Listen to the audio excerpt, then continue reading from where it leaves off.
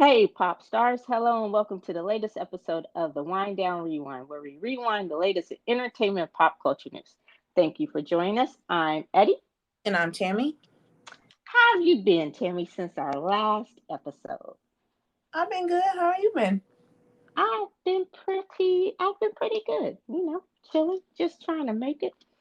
Um, well, we begin with rest in peace to Richard Belzer from Law and Order. Are you a Law and Order fan? I can't remember. I was, but not anymore. But I It's been did hear on for about him dying. Yeah, the show's been on for like 30 years, huh? Very long, yes. Wow. Okay. And also rest in peace to Tom Sizemore. He passed away after having a brain aneurysm. He's more of one of those character actors, but you know him when you see him. He was in Saving Private Ryan and other movies and stuff. So rest in peace to him and his family. Um, Really quick, did you hear Harvey Weinstein got 16 years in LA in his LA case? I didn't, but I'm not surprised. Not surprised, no. And R. Kelly got a couple more years added on, so yeah, I don't know if that, yeah, whatever.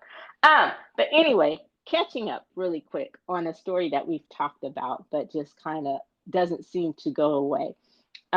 We and I take this personally because you know my love of Mickey Mouse. Like I love Mickey Mouse. Some people would say I'm obsessed with Mickey Mouse, which I think personally is unfair. Is it? You, I'm sensing some shade there.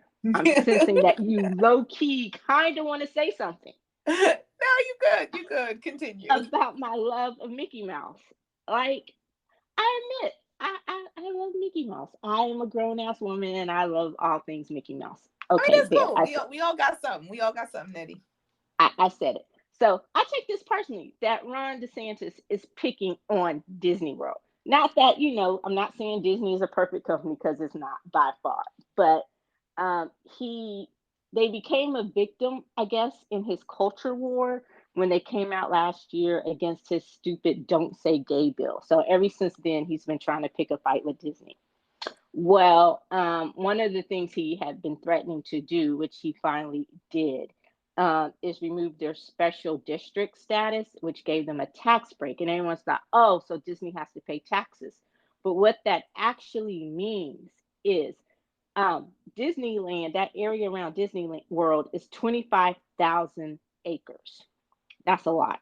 And they were responsible for everything in that district, the infrastructure, the roads, the water, the emergency services in and out of the park.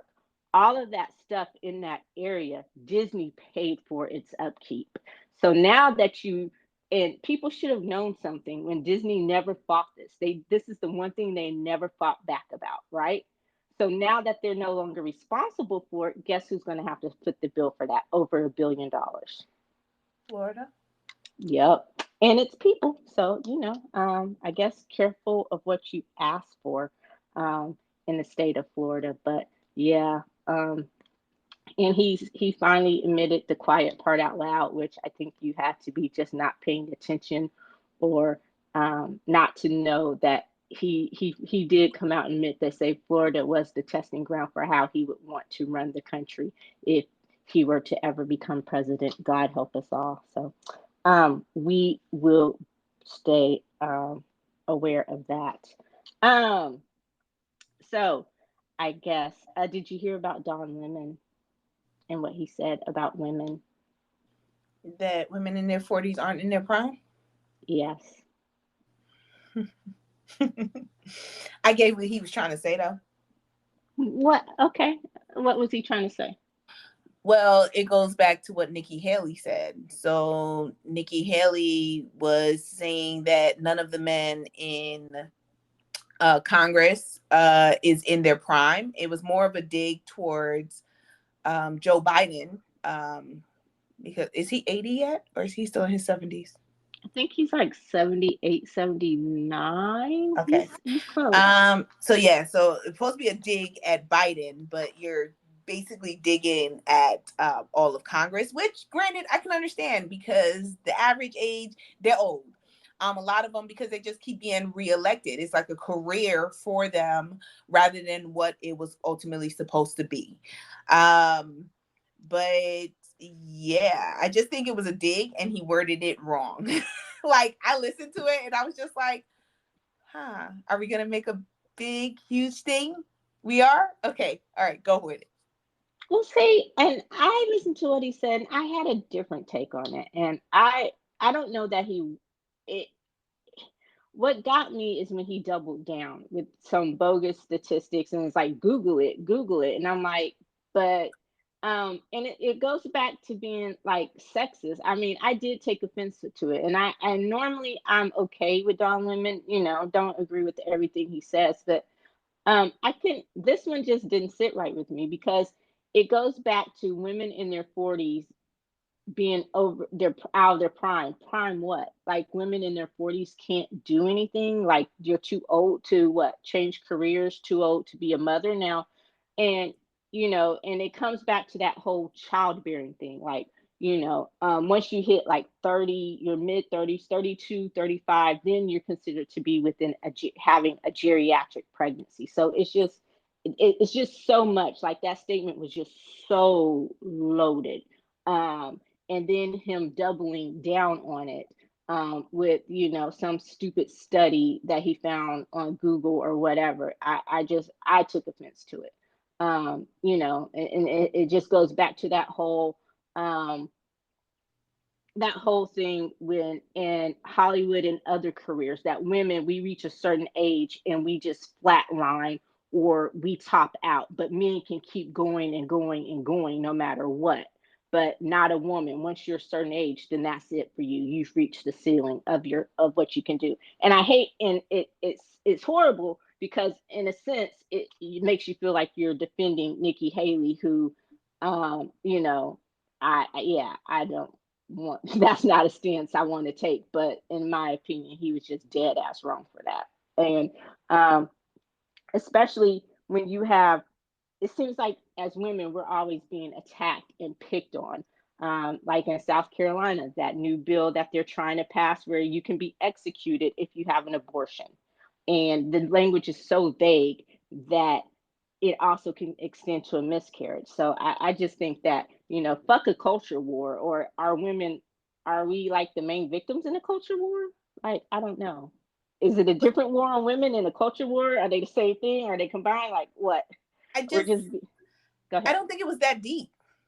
I don't think it was that deep. I think people are taking it that deep, but it was really he generalized it, and so I get the generalization, and he probably shouldn't have generalized it, but I think he did that to kind of make a point or to save his point that he was trying to make by generalizing it.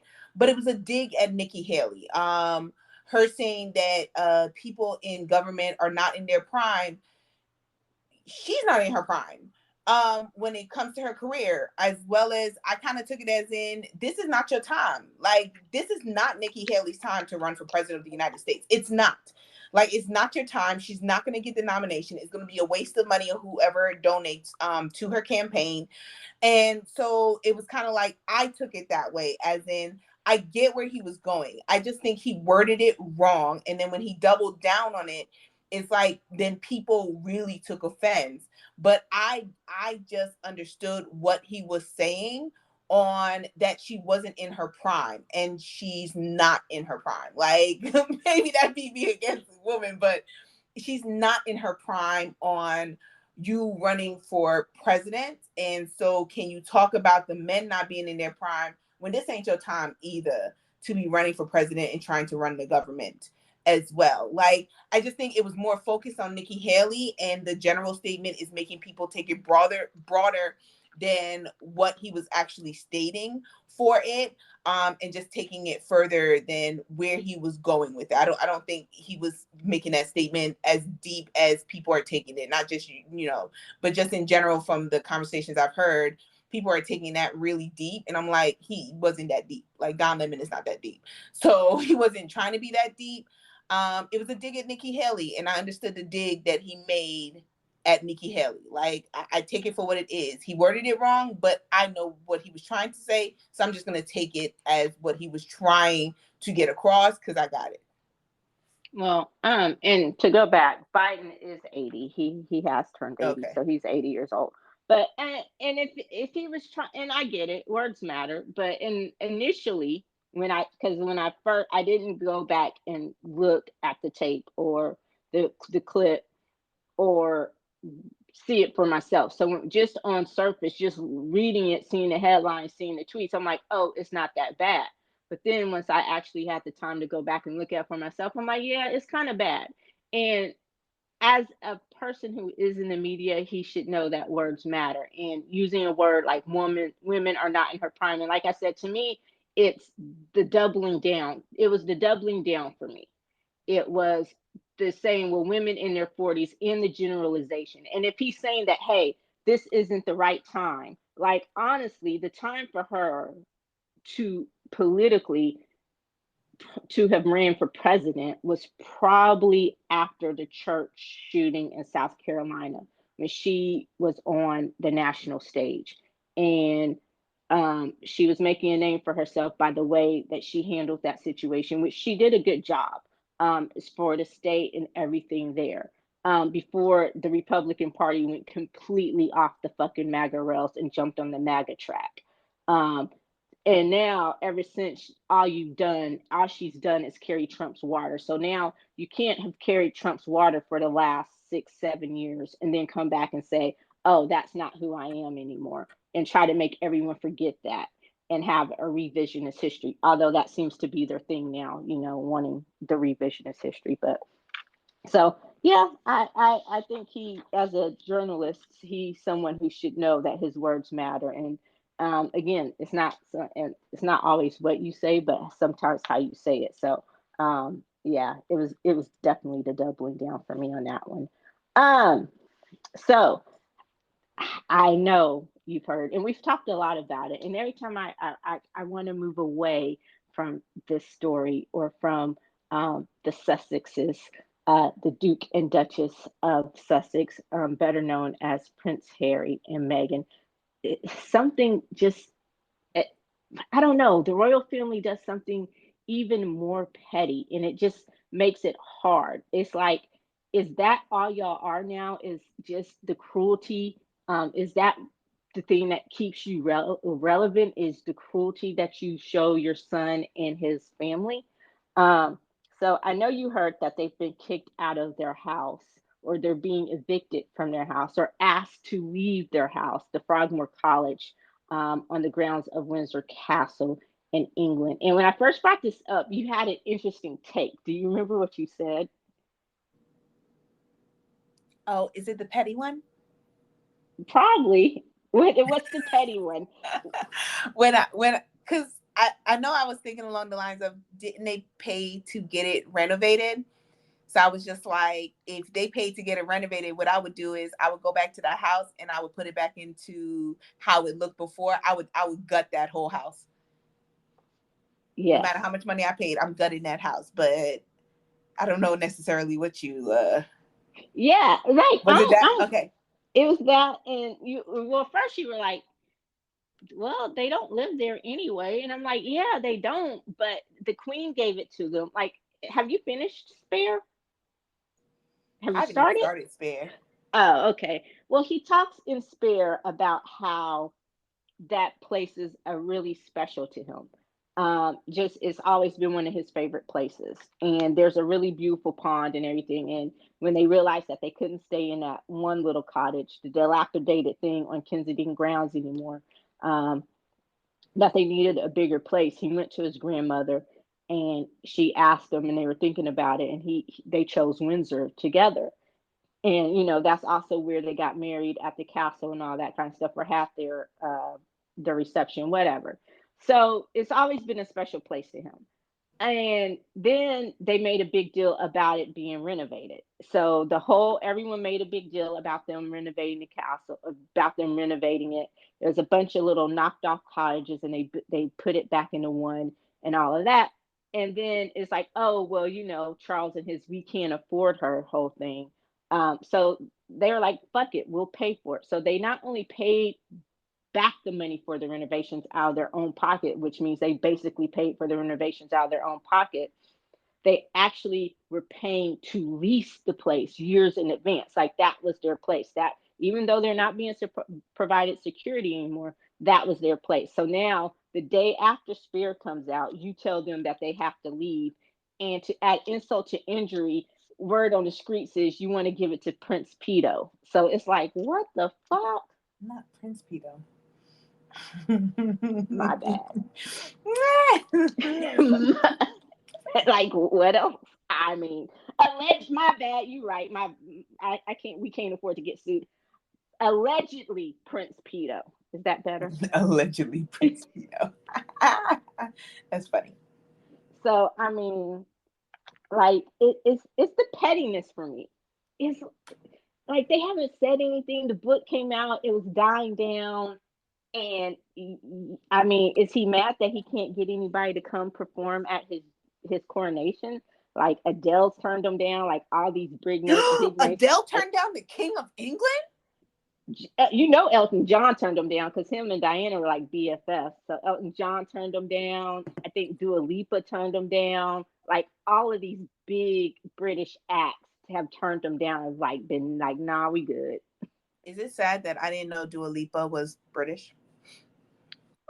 I don't know. I don't think a lot of people might. I don't know. Are you a big Dua Lipa fan? I am not. Oh no, you good then. So yeah, it's just like yeah, and then so I guess that means you. And to me, that everyone can stop speculating about whether or not you're going to invite him to your coronation, because that right there says nope. Well, but I think it's still open though. You do why? I think it's still open. So the reason why I think it's still open is because it's still a PR nightmare not to invite your son and in addition your wife. Now maybe in private they have a conversation with him and tell him to come by himself like they did for his grandmother's funeral, and he still bring his wife with him, be like, you know, we're a pair, so it's either both or none. But I think it's still up in the air, and part of the reason why is because when he made his speech, when his mother died and he made his speech and he put out there that he was in full support. Now, granted, I mean, publicity stunt, like I get it, but the royal family still has to play the PR game. And so part of playing the PR game is you still have to pretend that publicly you still love your son. So these may be little petty things. And I feel at the end of the day, we can probably like, because when I first found out, like when you first sent me the story, you know what I automatically thought? I said, damn, his brother's petty. Like I just automatically thought that it was William who did it and not Charles. Like it wasn't Charles, did not come into my head on who ultimately made the decision to kick Harry and Meghan out of their house. Now I'm not saying that Charles can be that petty person as well, because as we've seen in the past, he can. But it's just automatic that William came to mind. Just in what we've learned, what I've learned in recent years, he was the first person that came to my mind on making this decision, on kicking his brother out and then making it even worse by them then offering it to Prince Andrew.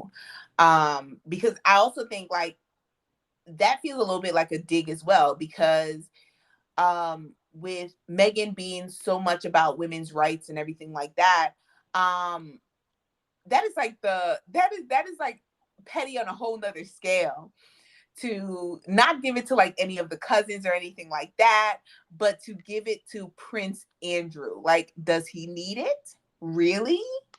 Well, No. see, and it's funny you brought up William, because they say that it started with William and Kate wanting Andrew's house, which needs to be renovated. But they, since they're the Prince of Wales, I forgot where it is exactly that Andrew stays. So I'm like, okay. So even if they do want Andrew's house and you're trying to get him out of his house or whatever, you're telling me out of all the property and land and homes that y'all own, there is nowhere else to put him. Nope. besides something that technically, legally belongs to other people. So here's my petty take. You say burn it to the ground, basically.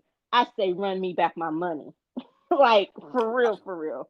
Oh, I'm down for both. I'm down for both. I do think that if they ultimately if this is the final decision, I do think that they should be paid back their money for renovating the cottage. I do think so, because y'all forced them to spend their own money in order to renovate the cottage. And so if you forcing them, that wasn't just Harry's money, that was Meghan's money as well, because people are still of this mindset that she ain't got no money. And so that's the reason why she's still with Harry. Granted, yes, he's the richer of the two, I'm sure, but it's not like she was living in poverty before they got together. And it's not like she's been living in poverty since they got together. And so that's their money as a couple.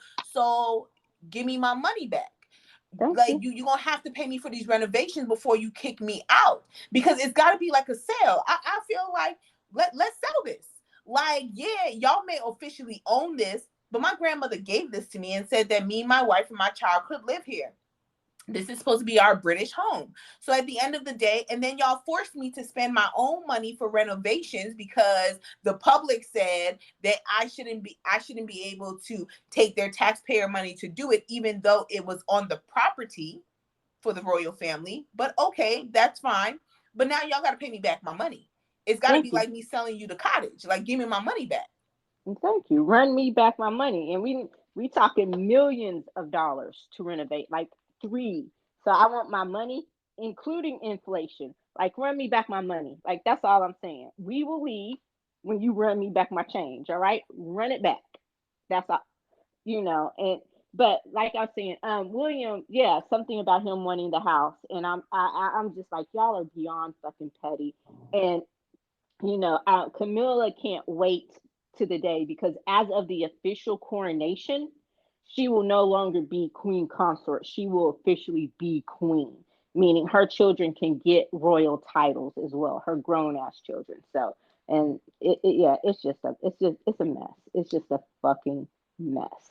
And I never thought they could be so fucking petty. Just when you think they've reached the petty level, but then again, and it's hard to think because there's a story, like, um, being the history buff, I check out what's going on daily in history. And so when I see stuff about, like, a couple of weeks ago, it was the anniversary of when Elizabeth the First had who was it, Mary, Queen of Scots, when she was beheaded or whatever. And then Mm-hmm. you think about the stories of Henry the Eighth, and I'm like, oh God, that's their relative. So the pettiness, it runs deep in the family. Deep. And it's just like you make that connection. And like, we have presidents here and they're not related unless you're like John Quincy Adams and John Adams or whatever. But then you go back and it's like, oh yeah, these are all his real, for real dead relatives. And just the pettiness runs so deep. Like, y'all been living this soap opera for centuries. Okay. But yeah. So but so you say that there's still, okay. Let me ask you this question. So if you were invited, if you were Harry and they invited you, would you go? Yes, with my wife. I would. Because you know what that means? I'm going to be the center of fucking attention. And no matter how much they try to relegate me to a balcony, you just know it's not going to work. Like, the Because no whole. matter where we sit, no matter how far back we sit, the camera will find me and my wife. When we arrive in the airport, when they gonna want to know where we staying, since we can no longer stay on the property of the royal family, where are they staying? What is she going to wear? What is he going to wear? Okay, are they going to hold hands as they walk into the is it going to be at a church? Yeah, I think As Westminster they Abbey or walk into something the like church, that. are they going to hold hands? Is she going to be having her hand on his lower back? I'm telling you, like, the questions are endless. Okay, so like, and that, I think that would be the only, that would be the reason why, just like with his grandmother's funeral, why they don't want Meghan there. Because having Meghan there, who loses all the attention? The rest of them, No, but specifically, who loses all the attention? Kate and William. Kate and William. That's ultimately what it is. That is the reason why they didn't want Meghan there, because the media analyzed Meghan and Harry, and then they were compared to Meghan and Harry, how affectionate they were with each other, knowing that they really loved each other, that this was a love match and not a business arrangement, compared to William and Kate, which is a business arrangement. Even when you look at Charles and Camilla, that's like they love each other. That's a love match as well. That is the reason why he cheated on Diana the whole entire time. That is a love match. They actually love each other. That's why they couldn't stay away from each other. William and Kate is a business arrangement. So yes, I'm gonna go. Y'all want to be petty? I'm gonna be petty too. Thank you. And if it weren't for the fact that the safety was an issue, oh, I would take my mixed babies. I would take my biracial ass children too. But just because of the safety concerns, that petty card would have to wait. But yeah, so. But I just when you think it can't get any worse. So, moving on to sports, and I know you're not a big sports fan, but At all. March Madness is coming. It's starting soon, and it's going to be here in the H. I'm so excited. And the Cougars are the number one team in the nation. Go Cougs! That's my alma mater. Yeah. Sorry. Still nothing, huh? Crickets, I'm nothing. not a Just sports person. Go for it. That's all. not rolling eyes, Can't nothing. even get But excited because I got nothing to do with that. but anyway, so one of the brightest stars in NBA, Ja Morant, plays for the Memphis Grizzlies. He's been making some bad choices, and he was on the brink. I mean, this was a fast moving story. He was on the brink of fucking up his career, but hopefully that has changed. So initially, earlier in the week, there's an article printed about how there was a pickup game at his house. Somebody was there. I think the kid was 17, 18, whatever, just playing. Something happened. Ja goes inside, comes out, threatens the kid with a gun. That's bad. Then story comes out about how him and his crew threatened a security guard. So it's like everyone's thinking, what the fuck is going on with Ja Morant? So last night on Instagram Live, he's on IG Live at a strip club, grilled out, iced out, taking pictures, flashing a gun and stuff. Um, so that, like, by today it was like, what the fuck? And so the NBA, he's been suspended for at least 2 games. And then a little while ago, after the suspension, he made a statement about how he takes full responsibility for his actions, and he's going to take some time away to get some help. So I hope it works out. I hope this isn't a. I hope this is as far as the whole case of fuck around and find out goes. I hope that truly this is a wake up call, because he is truly a talented young man. And I would hate to see him piss away his future, as well as hundreds of millions of dollars out there trying to live a life that he does not have to live or be a part of. So I hope that this is a self or a course correcting moment for him in his future. So, and then speaking of other idiots, not that I'm calling him necessarily an idiot, but Jackson Mahomes, the younger brother of Super Bowl MVP Patrick Mahomes, he is an idiot. He truly is an idiot, and he has been accused amongst a list of other things that he's done. He's now being accused of assaulting a woman, where he forcibly kissed a restaurant slash bar owner at her restaurant in Kansas, and it's on tape. Like, you can see the tape, and he just pulls her by the neck and he kisses her, and then as soon as he pulls away, she's just like wiping her mouth like she's disgusted. And I'm just like, what the fuck? So yeah, but I don't know what his course correcting will be besides having to face consequences. I really don't know, but I hate hearing that. Anyway, moving on. Guess what the number one movie in the country is going to be? Is it Ant-Man? No, no. Ant-Man's going to be dethroned by, guess what? What? Creed. Well, that's to be expected. Yeah, but it's going to be probably the most successful in the franchise, and so we'll The talk about Creed franchise or the Rocky franchise? uh the Creed franchise. I think I'm Okay. not sure what the most successful Rocky movie was as far as dollars and cents, but this is going to be the most successful in the Creed franchise. So big shout out to Michael B. Jordan. We're going to actually be talking about that one in depth a little bit later. So check out the Creed episode of the Popcorn Wind Down. Love it when the two meet up, the rewind and the wind down. Go. No, I'm getting excited. Anyway, did you watch I Am Legend? Have you seen it? Never. You've never seen I Am Legend?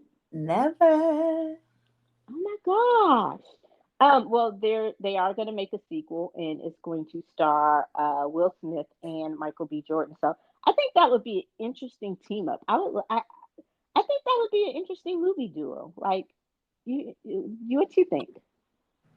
Smith, Jordan, old school, new school. I've never seen I Am Legend. I was never interested in seeing I Am Legend. But I just mean the on-screen partnership, not necessarily that you would watch the movie. But what do you think about those two being in a I movie mean, together? we'll see how it goes. I don't know. Like, I guess Michael B. Jordan is star up and Will Smith is trying to redeem himself. So I guess Hmm. Michael B. Jordan would be a good person to partner up with. Yeah, I don't know. It's been a while since I've seen I Am Legend. I know I remember generally what it's about, the dystopian and all that kind of stuff. And so I'm gonna have to go back and watch it and then see the ending because it's going to be based on the alternative ending. The movie is going to pick up from there because I was like, is I Am Legend something that they can do a sequel from? But then they said the alternative ending. So, and speaking of redeeming, Chris Rock, not that Chris Rock needs redemption, but Chris Rock is finally going to talk about the slap in his Netflix special coming up. So, are you going to watch? Are you a Chris Rock fan? I am not. You're not. I'm generally a fan of Chris Rock. I like his comedy specials. His tambourine one was hilarious. So, I will probably watch, not to hear what he says about the slap, but just because I like his comedy shows in general. So we will see if this one is a good one or not. Um, did you ever go back and watch the Super Bowl show? No. Oh my God. And I Well, saw some clips and I realized I ain't missing nothing. so, but okay, from the clips that you saw, did you think it was pornographic or sexually suggestive? From the clips I saw, no, I thought it was funny. We'll see, but that means that you don't care about the youth if you did not think that that show that you saw was sexually How suggestive many and people cared about pornographic. the youth though? Obviously, the Karens, because they filed a complaint with the FCC about her halftime show being too sexual. And the people, the all, like she was covered up from head to toe, you know, and then so she was in red and her dancers were in white. And I guess the dancers were supposed to symbolize sperm or something like that. Like, really? So what was she? I guess since she was in red, she was the period. I have no idea. Okay. I don't know. Like It sounds stupid. So it does, and I'm like, were we watching a different show? Because it, I mean, like it or hate it, you're entitled to your opinion. Like you said, you thought it was funny, so or you don't feel like you missed much, and I get that. Everyone's entitled to their opinion, but just make it make sense about where you got that show was sexualized or overly sexualized. I'm like, for real? but then the question would be, is the FCC actually going to follow through on it? Because I don't see them doing it. So I feel like they're just doing it to put their Yeah. name out there rather than like it actually getting followed through. Like I feel like a lot of times when mothers against this and mothers against that complain about certain things in the media, which they're always doing, it's more to bring attention to them and to make and it's a publicity stunt more than you actually caring at all about like what's going on. So I feel like at the end of the day, like how many of them are there and is it enough to take it seriously? So is that like, so what do you think about the whole drag show thing? Like, is that, would you classify that in the same vein, or would you say that's more um, akin to the culture wars? Or again, would this be a The smaller drag show part? thing is it's a culture war. It's them trying to take attention away, trying to get people to take attention away from the fact that they're violating the rights of the people. Like that's what it is. So if they focus on things that they feel they can get people on their side about, then they feel like they're justified. Then you don't get to see what's going on behind the curtain because they want you to focus on the show that they're putting on in front of the curtain, and that is the trying to ban drag shows and trying to ban drag queens reading to children and all of that. That goes where behind the curtain we doing a lot of stuff and we're violating your rights in front of, but just focus on what's going on in front of the curtain. Just focus on the show we're putting on, but don't ever come backstage and see what's actually really going on. And it just happens to be that that has worked for over a decade for them. And so if something is continuing to work, if something's not broken, why do you have to fix it, right? So that's what they're doing. So I just feel that at the end of the day, these people, these Karens, reporting to the FCC about Rihanna, it's stupid because it's nothing's gonna come of it. So nothing's gonna come of it. You're just trying to put it out there and start with another culture or whatever other nonsense they do. So they're putting on a show once again. This is all for show. It's not real. It's not reality. It's a show. It's like, look at me. I have nothing better to do but try to report something that's obviously not sexual at all, but waste my time to add. And I agree with you. I mean, I think it is an attention grabbing thing. But I think that at this point, we're at a point where all of this has become so dangerous. Like, I think it's a smaller part and it plays into the bigger culture war, like the drag show. Tennessee has just become the first state to legally and officially ban drag shows. And I don't know about you. I've never been to a drag show. Okay. And I'm not knocking them, not dissing them, not whatever. But I don't know how many people are actually taking their children to a drag show. And if they are, what business is it of yours? So you're saying that kids can't go to a drag show, but they can go to a fucking gun show. Hmm. You know, and like from where I work, the day job is it's in a part of town where there are a lot of bars and a lot of outdoor bars, and happy hours. So on the weekends, these bars are full of people doing what at 5 o'clock? Drinking. But guess who they're drinking with? Guess what I see them pushing into these bars? Children. Children, strollers, kids, all this stuff. But I'm like, but we're banning kids from going to drag shows. Like, how prevalent are drag shows? And now, so does that mean RuPaul's drag show or Drag Race can't be shown in Tennessee? Like, it's a very popular show. I'm just saying. So, yeah, the culture wars are exhausting, like really, really exhausting. And the people who claim that they don't want to be caught up in it, they're the ones who are perpetuating it. It's just like, dude, really? Go find something else to do. Speaking of exhausting, did you know South Park was still on the air? Who? South Park. Do you like South Park? No. I don't either. It's still on the air, and they're fighting.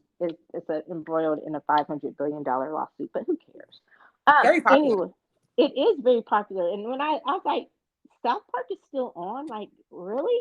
And I think the first time I realized it was still on the air is because it made news again that they made some joke about marrying Harry and Meghan. I'm like, damn, that show is still on. And then Warner Brothers and Paramount are embroiled in a $500 billion lawsuit over streaming rights. So not only is it very popular, but it seems to be very lucrative. Um, okay, the next one, I can't pronounce his name. Korean actor Woo, how do you say it? Oh, UIN. UIN. He is in a lot of trouble over drugs, and God, he's tested positive in a week span. You just kept sending me stories. First, it started off with what, like marijuana, and I'm like, okay. And I realized, you and I have different opinions on marijuana and the severity. And yes, we both agree that kids should not be using it. I'm fully with you on that. But so the first one, I was like, okay, I'm not surprised. Like, which I was fine with. Like, I mean, it's such a common thing now amongst adults. Like, but when you realize that you're going to a country where they're very strict about it. Yeah. So, and that was my thing. I'm like, okay, he's not the only one in South Korea that does it, but it's not something in that country because they are so strict that you want to get caught doing or tested positive for. And especially how they are about their idols and their celebrities testing positive for it. So I'm like, okay, so I understood the severity from that aspect. Then the next one was propofol, and I'm like, that's the shit that killed Michael Jackson. And I'm like, but you can't just get propofol, and it's not an anesthetic, but it's it is kind of because it's anesthesia, so it would be an anesthetic. It's like what they use to put you to sleep, put you under for anesthesia. So it can only be administered by a doctor. And they were saying he was going to these clinics. So when I was reading that article, I'm like, okay, I get it, but why are they criminalizing him and not going after the doctors in the clinics where he's getting this shit from? Because they shouldn't be giving it out like that, because again, it's an anesthesia. It's something you get when you're going under for surgery. So unless he's having something operated on quite often. And then you sent me one that said it was cocaine and ketamine. I'm like, oh goddamn. And I think at that point I just said, homeboy needs to check into rehab. Like, this is going back to the whole Ja Morant thing, because he's a really talented actor. And I love, like, Korea Vice, was it Soul Vice or something? It was good. It was better than I thought I was going to be. And so I'm like, I hope this isn't I hope this is a wake up call for him. And I hope that my hope is that they don't continue to, and I understand, I hope that they don't continue to criminalize it or criminalize him, and realize that this is a call, that this is a sign of something bigger, that homeboy has a drug problem and he needs help. Well, he's in the wrong country. And he does have a problem, and they did go after the doctors.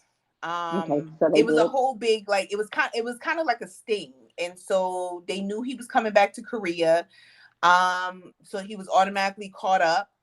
I think they may have caught him in the airport on his way from the airport or something to that effect.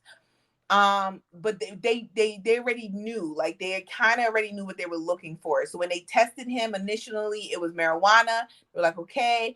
Then they tested his hair, but they said it was going to take a couple days to see what else. But they knew it was more. They knew it was more, because they said it was like 3 or 4 substances from the initial test, but the only one they could identify was marijuana.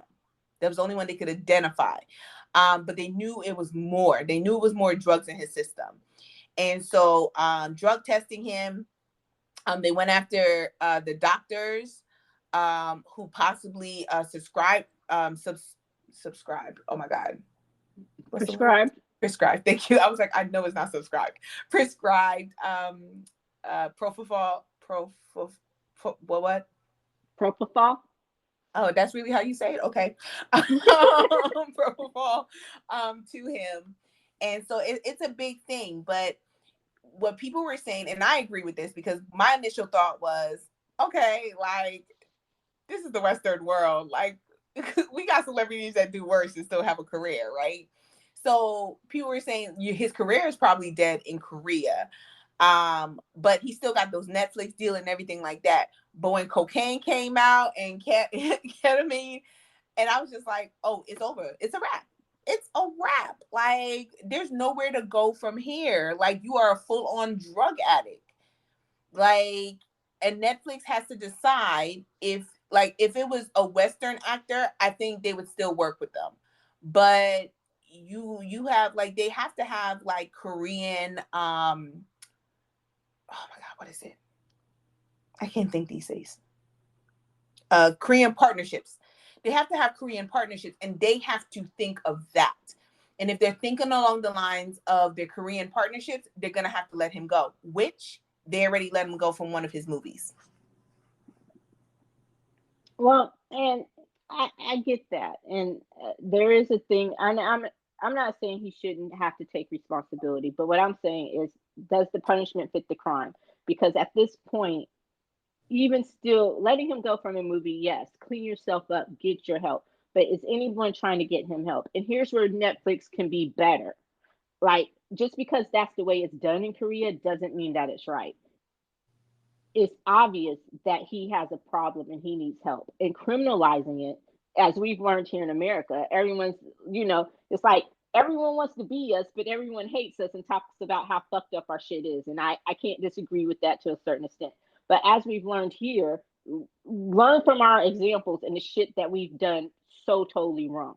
Criminalizing, especially when there hasn't been a true criminal act, like he hasn't committed a crime in the face of getting these drugs or while on drugs. So at this point, it's more about helping him to get over his problem, or not get over is the wrong words, to deal with his problem, help him get help, because it is a disease. Uh, Addiction, alcoholism, they're diseases, and they need to be treated as such. They need to get help. So yeah, let him go from his project. Get yourself together. His management team, like this wasn't just done in a vacuum. Like, you don't go from weed to propofol overnight. So he's had a problem. You coke and ketamine. I'm like, God damn, ketamine's a horse fucking sterilizer. How is this motherfucker still alive? Like, but by the grace of God, that's what I mean, when you were sending me this shit, I was just like, what the fuck? So yeah, I'm hoping that instead of continuing to punish him, that in the process of this, they will actually take the time and try to help the young man. So they can help him and also punish him for his, because I understand it is an illness. I get that, but it's also a crime. And at this point, it is a crime, and it is a very serious, even more of a serious crime in Korea than it is in the Western world. You knew that, and you still continue. Now, granted, once you're addicted, it's really hard. I get that. But the consequences is you lose your career. Now, I'm hoping that behind the scenes, somebody's going to help him and he'll get the help that he needs. But your career is over. It's a wrap. Like, if you're like it's a wrap. That is a consequence. Now, go along with the consequence, get some help. But the consequence is your career is over. But I don't think his career should be over. Robert Downey Jr. is a perfect example. Robert Downey Jr. is an American actor. Like, we have to look at it as in, what country is he from? Where does he work? And how does Hollywood work for them? How does their Hollywood work? Like, I get, like, when we look at these actors from different countries, we look at it from our Western viewpoint, and that's not the case. Like, Robert Downey Jr. had to pull himself out of a hole, and it was years of him with no career whatsoever, like trash. Exactly, but he was given, but before it got to that point, is he was also given chance after chance. So that's what I'm saying, is that I understand. When I saw the weed thing, I understood how much trouble he was in Korea because of their standards on weed, or their policies on that, and how much more strict they are about that. I get that. Doesn't make it right, doesn't make it wrong. I understood. When it came out that it was worse, the propofol, I'm like, fuck, he keeps fucking up. Like, this is not going to be great. Like, and it got worse and worse, the coke and the ketamine. But what I'm saying is, he deserves grace. As a human being, I don't care where you are. It's obvious that he has a problem. He needs help, and it should not be the end of any. I understand taking a pause. I understand having to deal with the consequences of this, but I think that everyone, no matter where you are, deserves a second chance, and he should be given a second chance if he can show that he can get his life together and he can do right. It may not happen in Korea. I understand that fully, but to me, that doesn't make it right, and that's not a Western thing. That's just a human thing, because we all fall short. And to punish him criminally for having an illness, especially where he hasn't committed another more serious crime, to me, that is wrong. We're going to have to agree and disagree on that. I mean, yeah, like, again, I have a problem with criminalizing drug use in that way, and addiction, especially if there hasn't been another crime committed. I understand. I'm not saying people don't have to face the consequences, but to make it seem like they've just done the worst thing in the world, especially when it's obvious they have a problem, that is wrong because we should be point in case that doesn't work. Criminalizing people for having an addiction doesn't work. So, but yeah. Okay, moving on. Justin Bieber officially canceled the rest of his tour. I didn't know that it wasn't canceled, but you know that made news. Um, Cardi B and Offset. Some McDonald's are upset that they are so upset that Cardi B and Offset got a McDonald's deal. You know how they have like BTS had a BTS meal, Travis Scott had a Travis Scott meal. Other celebrities have had meals at McDonald's. They're so upset, some of the franchises, that they're refusing to serve the Cardi B and Offset meal because it doesn't deal with their values. It doesn't meet their values. What you think? Nothing. So sorry. Like I'm like, okay, don't sell the meal. I don't know. I don't know. If, is this deep? Like, I mean, I didn't even know there was a Cardi B and Offset meal until I went to McDonald's one time, and I was like, oh shoot, like they got a deal. I was like, oh, okay. Like, if they don't want to sell it, I'm just like, okay. This seems nonsensical to me.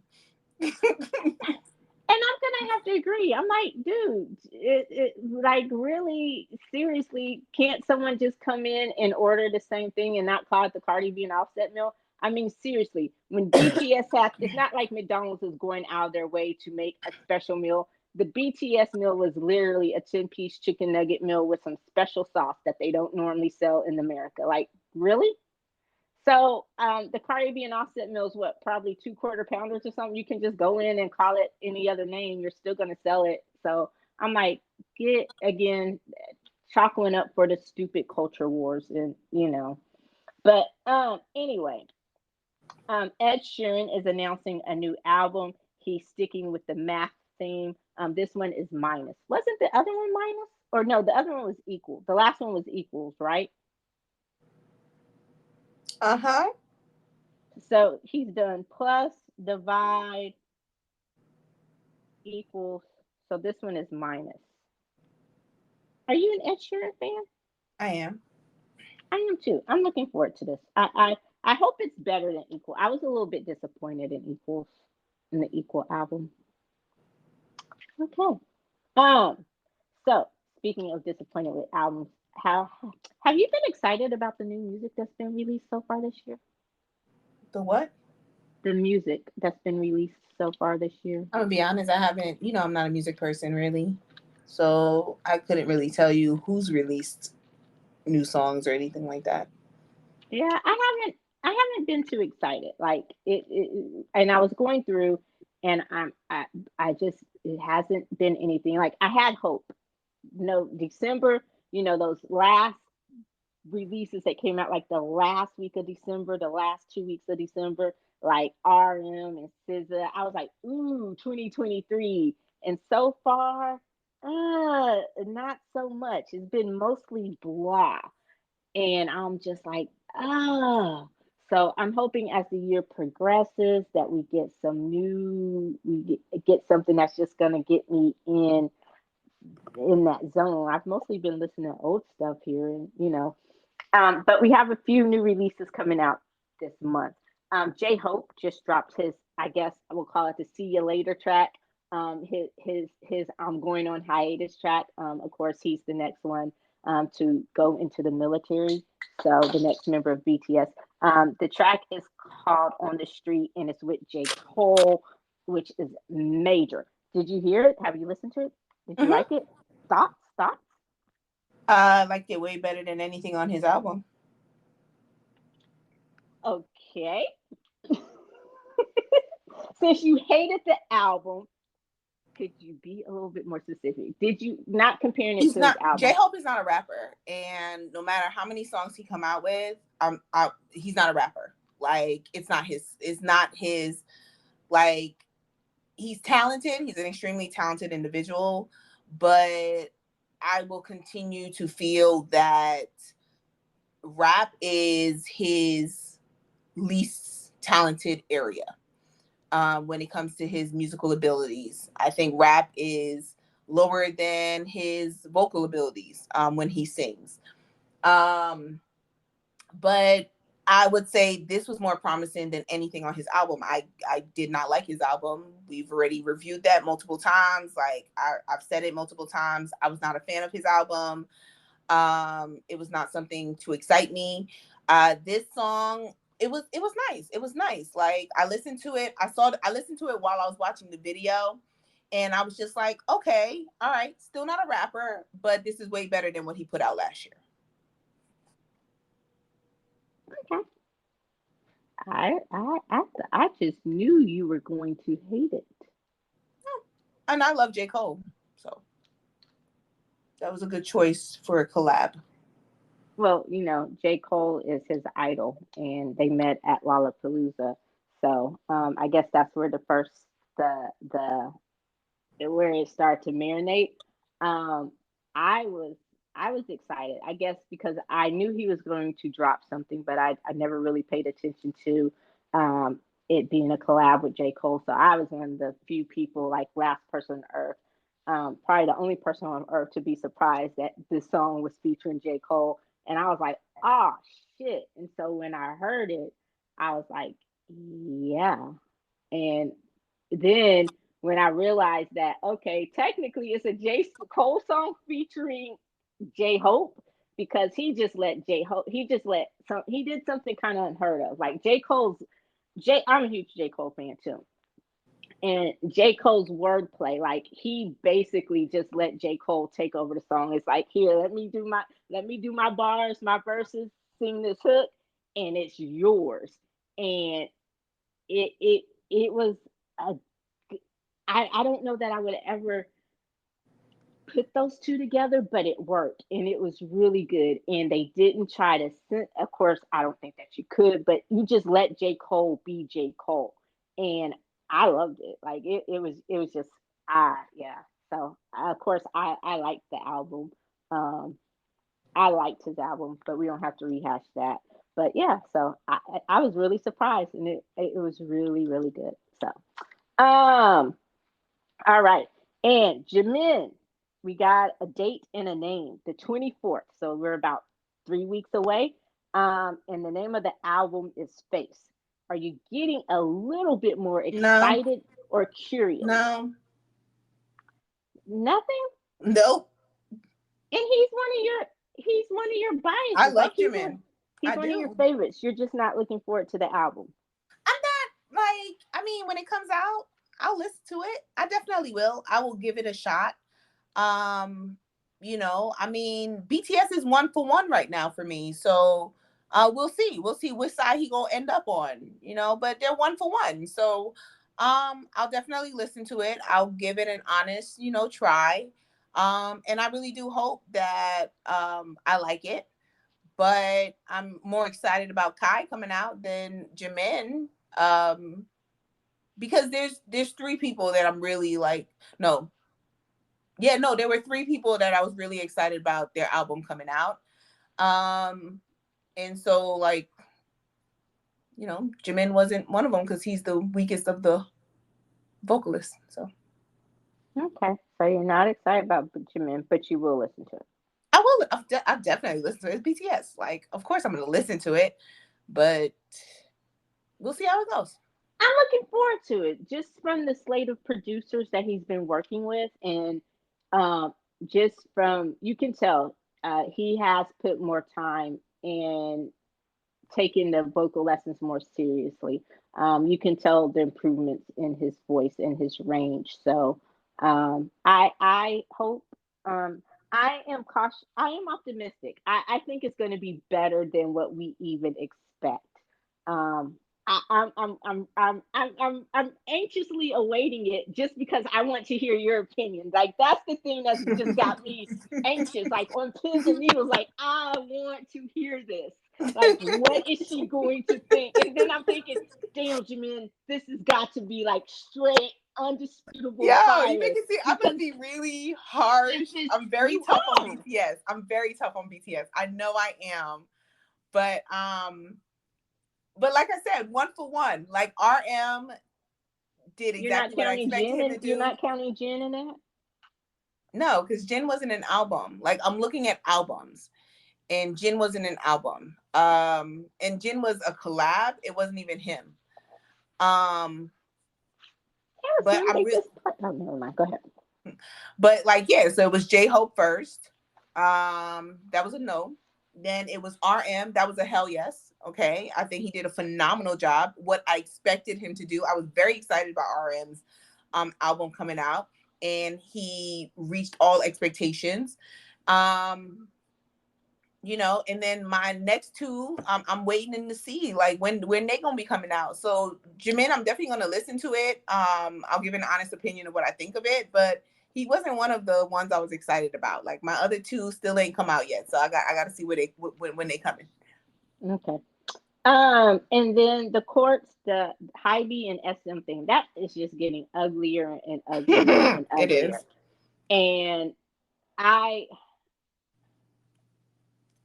I I think when we originally talked about like the court on the latest court battle, the court sided with Hybe, or they were trying because the guy, I guess it's the nephew, right, who's running the company now, the Is what? founder's nephew. Isn't it the founder's nephew who's running the company now? Yeah, he's the CEO. Okay. He tried to sell some more stocks to this data company or whatever, to dilute Hybe's position, and it was very obvious that I guess he was trying to do that according to the court. So they were like, no. And Bang was on CNN talking about just the whole thing, and it's just like, mm, yeah, it's just getting ugly, and it's a bad look, and it's not going to help anybody, the stock prices for anything, if it continues. So I hope that they can just kind of, come to an agreement, like to keep this out of public. Like, dude, No. like the world don't need to know what you're doing. Oh, he went on CNN. Like, there's nowhere you're keeping the world out of this. You went on CNN to plead your case on why y'all are not wrong in this. I think it's wrong on both sides. Reading more into this, I think it's wrong on both sides. And there were some missteps on both sides. And, at the end of the day, who do I think is going to ultimately win?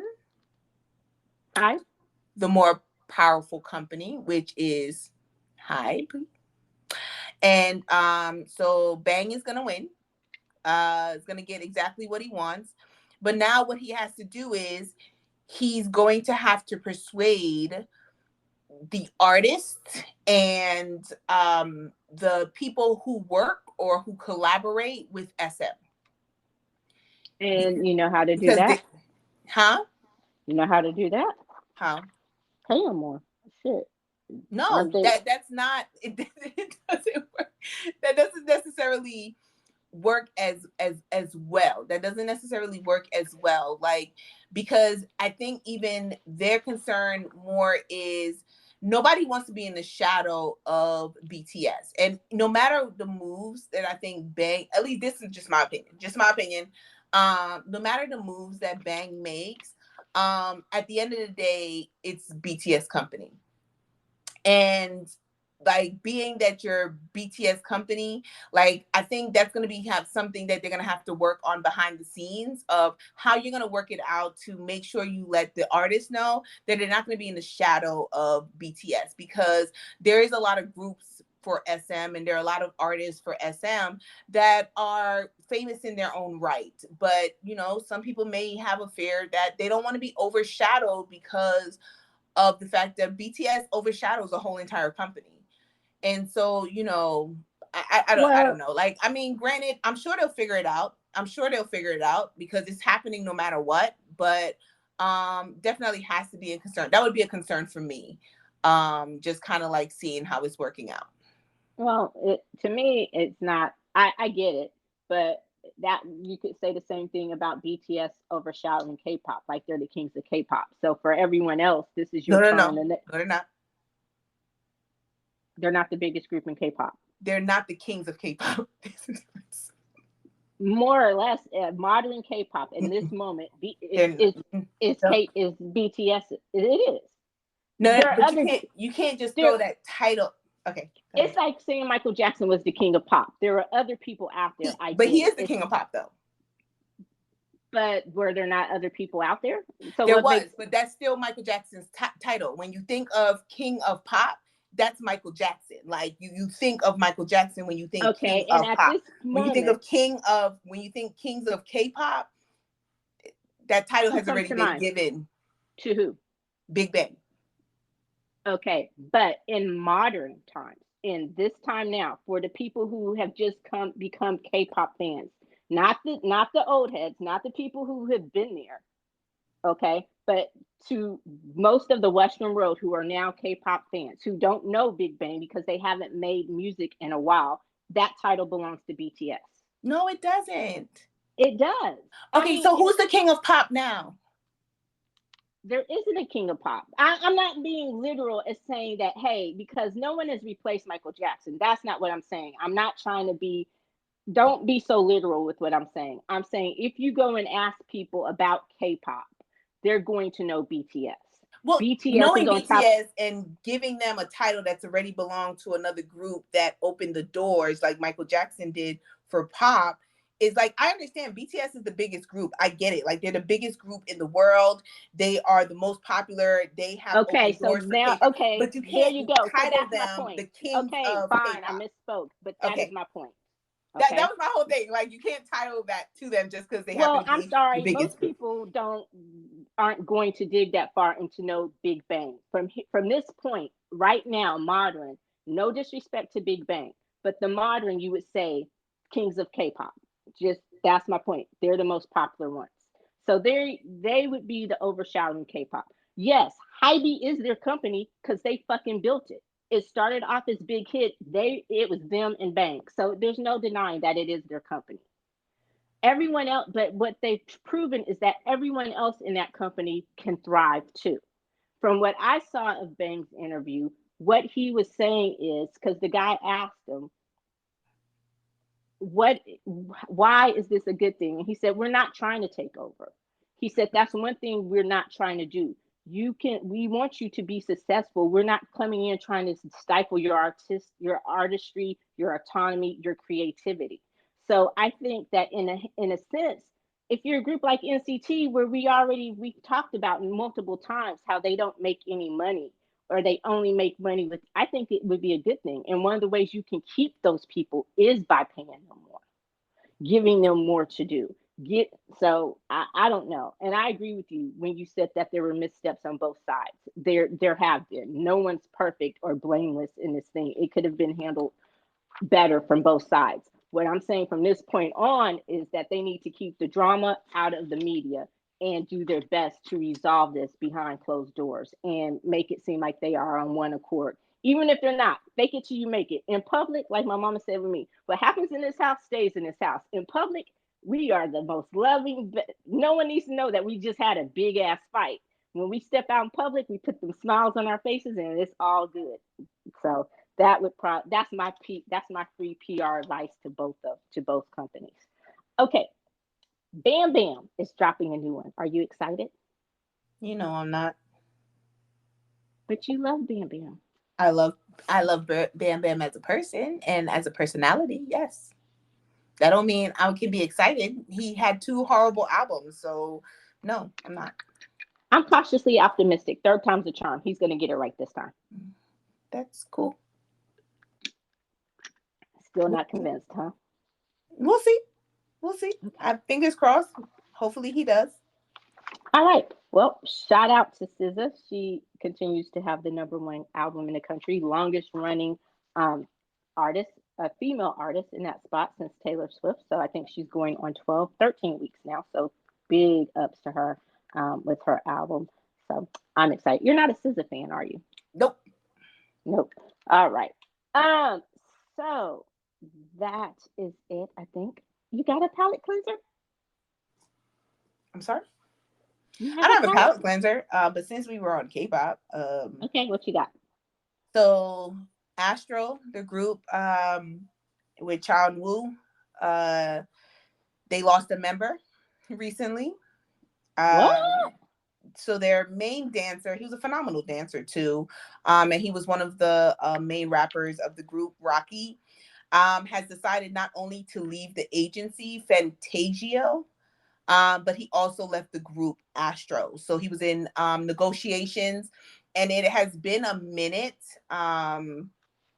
that because in recent times, like, recently when we talk about how members haven't resigned with the agency, they've stayed within their group. They're still promoting with their group, even though they're from different agencies. The recent one that we've mentioned was Monster X with I Am, going to, I believe, is Warner Brothers Korea, but still promoting with Monster X. Well, Rocky has decided to just completely go on his own. And people think it's partly because the company hasn't really done anything with individual projects. Like, they focus on the 3 most popular members, and the other 3 members are just there for when they're promoting as a group, but they don't even ever get the spotlight. And his talent is never really showcased. He was a producer as well as being the main dancer. And people, if you weren't a fan of Astro, you didn't know that. So so he's fully left the group. So now they're going to be promoted as a 5-member group, but one of their members is currently in the military, serving, and the second member, which is their leader, is about to go into the military to serve. So then we'll just be down to the 3 youngest members. Oh wow. Yeah. Can they survive like that? Well, it's the 3 most popular members, so yes. It's Chan Woo who acts, and like, they're doing a world tour, and he's not even going to be on the world tour, and he's the most popular member of the group because he's getting more and more acting options. And so he's going to be taping a TV series during the time of their world tour. So they're sending the group on a world tour, but now you're down to 3 members rather than 4. Dude, that's piss poor management. I know we disagree a lot on K-pop and K-dramas and Korean entertainment and stuff like that. But dude, there's some rules that are universal. That is fun. That's like New Edition touring without Ralph or Johnny. Like, Yeah. he's the fucking lead singer. Like, how you gonna go on tour without your dude? But he's not. He's the face of the, like, Chan Woo is the face of the group, but he's the most popular member. People come to see him, to support him. So that's just like piss poor management. Yeah, it is. So it's crazy because now you're on a world tour. You announce the world tour, but then like a couple days later, you announce that Rocky was leaving. So that means when you announced the world tour, you knew that Rocky was leaving the group as well as the agency, and you still announced a world tour without your most popular member, as well as your main dancer is no longer in the group. And so it's going to be 3 members doing a world tour. Like, does that make sense? Make it make sense on how that is. I'm flabbergasted because I don't blame you, Rocky. I don't know you, but it seems like you got out at the right time. Ty, you might want to follow his lead because, dude, yeah, that's bad business.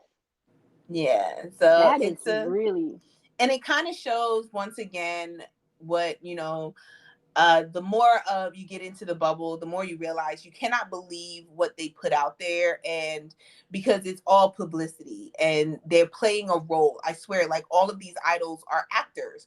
It's very rare that you can actually believe what they tell you on how they're a family and they're close, and because you have to really watch them and you have to see, like, I think seeing it now, it's how close are they when they're no longer promoting or when they're no longer like pushing themselves out there. Like, do they still hang out with each other every once in a while? Do they still talk to each other? Do they still communicate? And you'll see that a lot of groups do not. They don't communicate, but these fans still believe that, like, they're the best of friends and they're so close. And well, they said this, and I'm like, yeah, they gotta say that. Like, that is the role that they have to play. But behind closed doors, how many of them are really close? And these young fans really believe all of this nonsense that they put out there. And I'm just like, y'all, this is a culture that they've been pushing, and y'all fall for that culture. You get into it, you spend all this money, and then you're like, I'm so heartbroken. I'm like, why? I don't know Like, you what could tell the vibe wasn't there. Like, there are certain groups I can tell they got the vibe. They're actually close. There are certain groups I'm like, that's a business. That's a business arrangement. Like, y'all work together. That you're co-workers. You ain't family. You ain't close. You ain't BFF. You don't hang out. Like, you could tell. I don't know what generation we're in. You're good with that, the knowing the generations. But I think the groups like who had to struggle for it, like the BTSs, the That's third Monster X's. generation. Okay, yeah, the Monster X's, the Got Sevens, because of all the shit that they went through together, the struggle, you could see it with them because they went through shit. They survived shit. And we've talked about the groups that are just kind of put together, like the In Hyphens and some of the newer groups. Even Because TXT, like, so you may come after me, but as I watch them more and as I focus on them more, as they promote more, clearly see that's a business arrangement. They are not close. That's a business arrangement. I'm not going to say they're not close. I'm going to say they're not as close. I'm going to say that there's probably one or two that are actually really good friends, and everyone else is like, "Yo, you're my brother, you're my bandmate." But I don't see that just ride or die brotherhood with them all the time.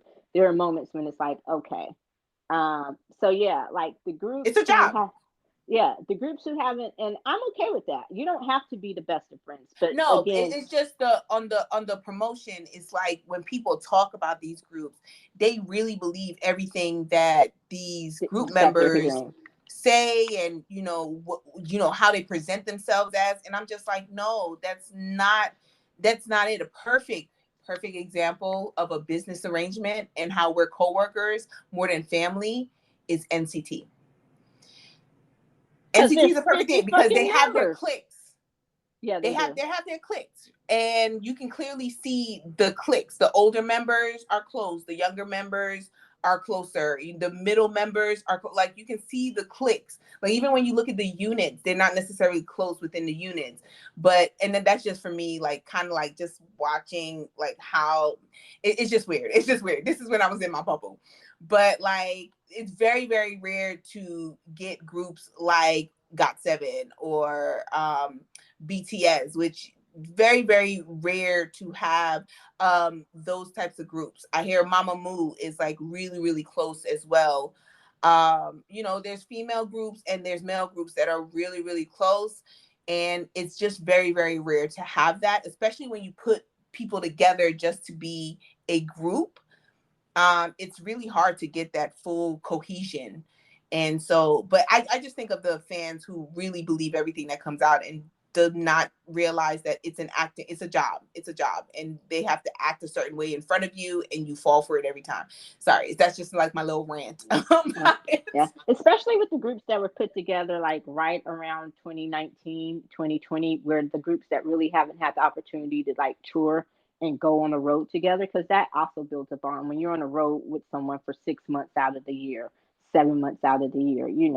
So but yeah, I've long since said that was one of my, that was one of my big things about K-pop. I was like, man, not all these people are close. Like, fuck that. Like, you can't even convince me of that. Like, I've never been one to fall for that. And then, you just kind of, you have to watch, like you said, you have to pay attention. You have to watch and you have to see. And even when they talk, it's just like, okay. But yeah, NCT is a perfect example, not only because they're just such a big ass group, but different things. All right. Well, I do kind of have a palate cleanser. So, and this one is titled "They Can't Be This Dumb, Can They?" So we know about the tragedy in East Palestine, the toxic train derailment and all that, right? Mm-hmm. Well, Erin Brockovich is a real life person, and she is a crusader for the climate and social justice and all that kind of stuff. Julia Roberts won an Oscar playing Erin Brockovich, right? So Mm-hmm. Erin Brockovich shows up and she goes to East Palestine to talk to the people, find out what's going on, put the EPA's feet to the fire and all of that kind of stuff, right? And you Mm-hmm. know what they say? You know what their big question is? Where's Julia Roberts? Where's Julia Roberts? Why isn't Julia Roberts here? And I'm like, the fuck? I figured as much. Like, the fuck? I mean, like, it's a small town. They wouldn't realize that Julia Roberts played a role of a real person. Like, it's like, because, you know, in those small towns, another thing, like, they're also, in those small towns is where, like, soap operas are really, really huge. And they truly believe that the people that play on soap operas are, like, real people. But this isn't And they're the even ones small. who'll chase them down to, like, curse them out when they playing a villain or an evil character or whatever like that. And so they can't go to, like, certain areas and stuff like that. So I can see them asking, like, where's Julia Roberts? Why isn't she here? But it gets better. It wasn't Okay. the people of East Palestine. It was the motherfuckers on Fox News. I can call them that now since it's been proven that they know they was lying and spreading falsehoods. Oh, they said, where's Julia Roberts? It was yes. It was Oh, Fox making News sense. I don't know. I don't know what to say. airing all of that. So, you know, that's why they can't be this dumb. But I guess they can. Oh, we've already found out they can, though. They can't. They can't. Well, gosh, that Astro news, and I'm not even a big Astro fan. It kind of just threw me like that was a good one. You know what? That's gonna be the title of this one. The one where we try to make it make sense, because that don't make no fucking sense. I'm about to write that down before I forget. The one where we try to make it make sense. Because, ooh, child, that makes none. All right. Well, that does it for this episode of the Rewind. Please be sure to listen, like, follow, and comment on Apple Podcasts, Google Podcasts, and everywhere else where you get your podcasts, even Spotify. I say that even, but you know what I mean. So wherever you get your podcast, be sure to listen, like, comment, follow, all of that.